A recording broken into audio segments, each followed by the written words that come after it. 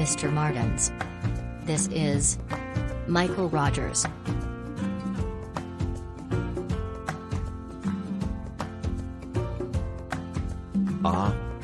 Yes.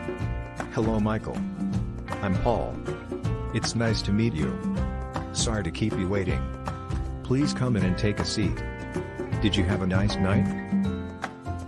Yes. Thanks, Paul. Finding the office was a little more difficult, though. I'm glad so many people here in Brussels can speak English.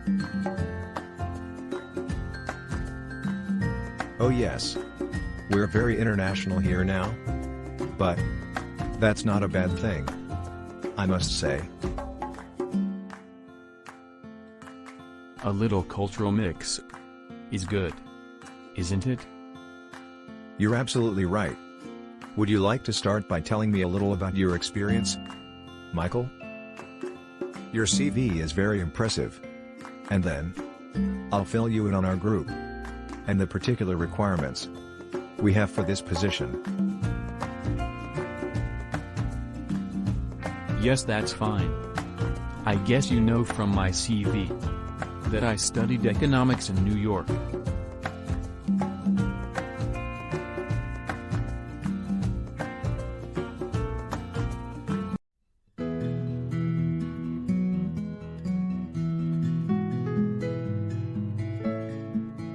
Morning, Charles. You wanted to see me? Yeah. Hi, Sally.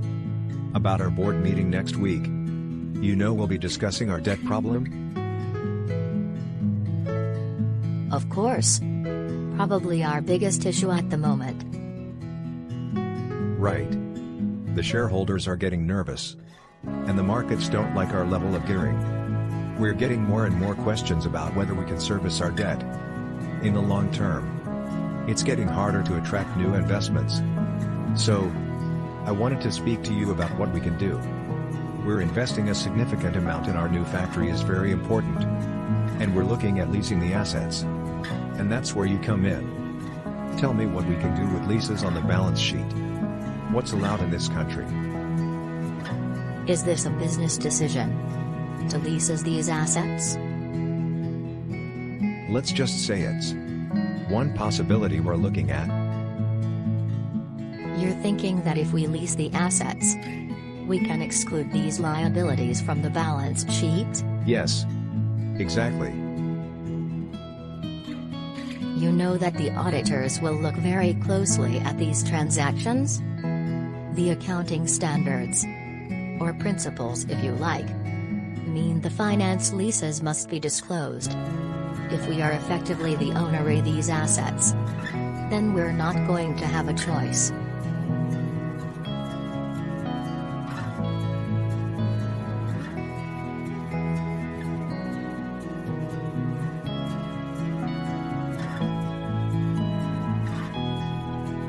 Hi Harry.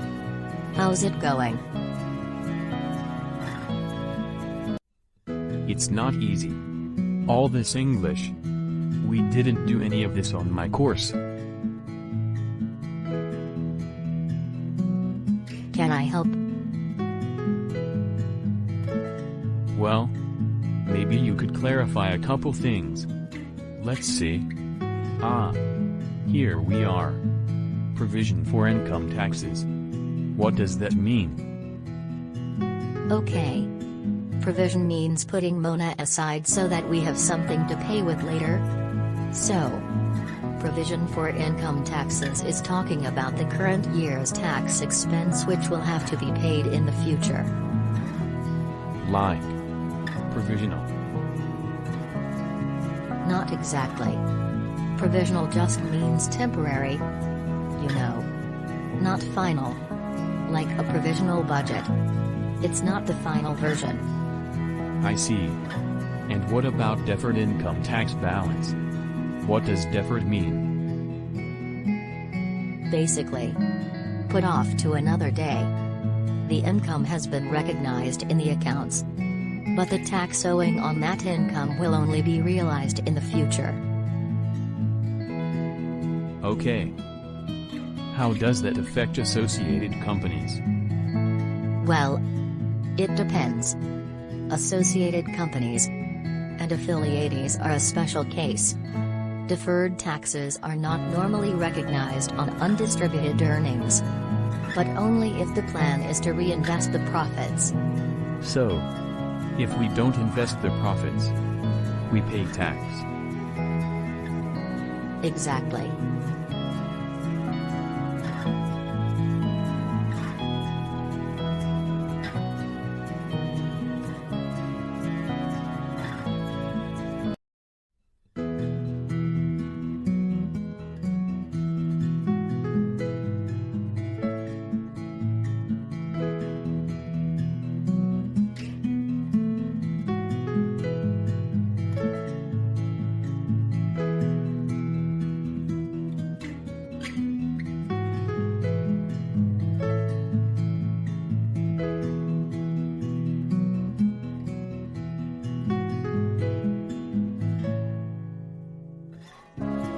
Hendley and Sanderson. Janet Hendley speaking.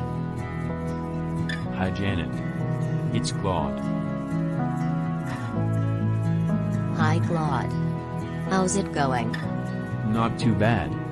Our latest sales figures are quite good. So, the boss is happy. Good to hear.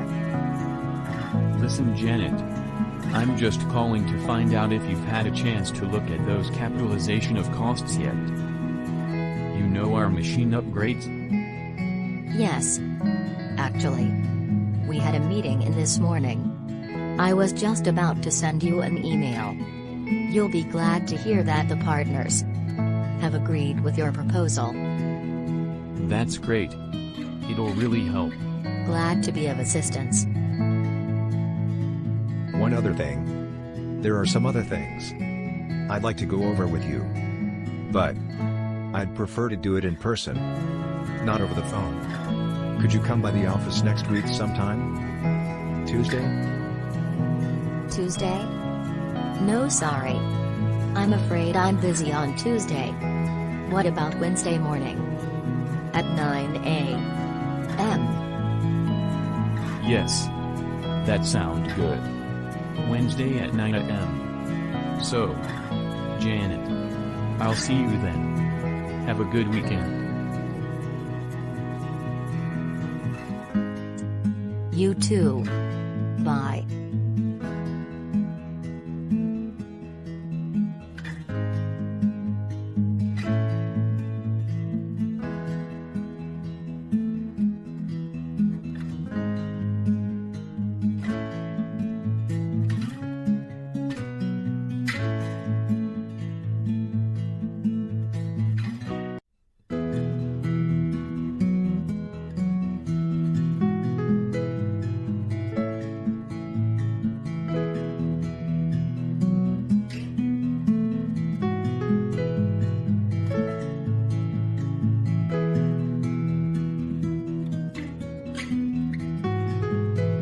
So, we've agreed that Sally's team will produce those figures by the end of the month. Got that? Good. Okay, I'd like to move to the next item on the agenda, which is the budget for the upcoming year. Peter, would you please give a short overview of your research into the market and your conclusions?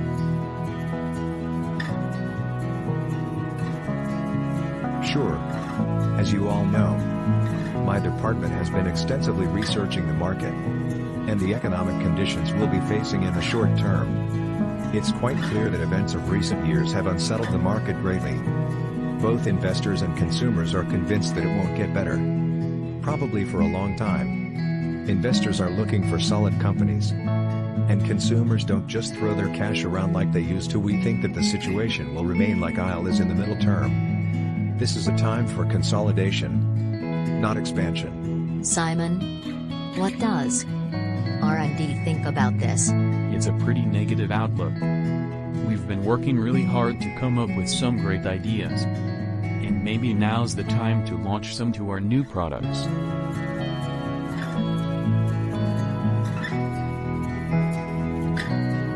Estimate has been ready to go for months. We can't just wait and hope that things get better.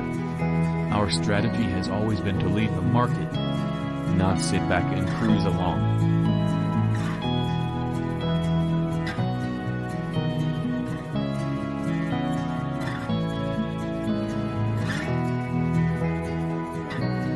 Ideas and investments don't mean cash in the bank.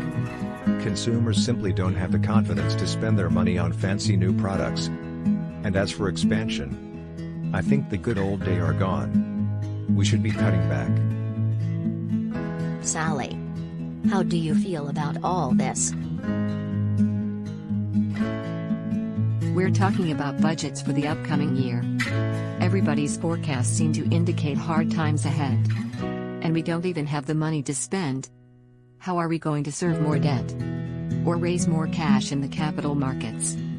So, despite our great ideas and investment plans, it seems the reality is that our budgets for this year will have to be tight.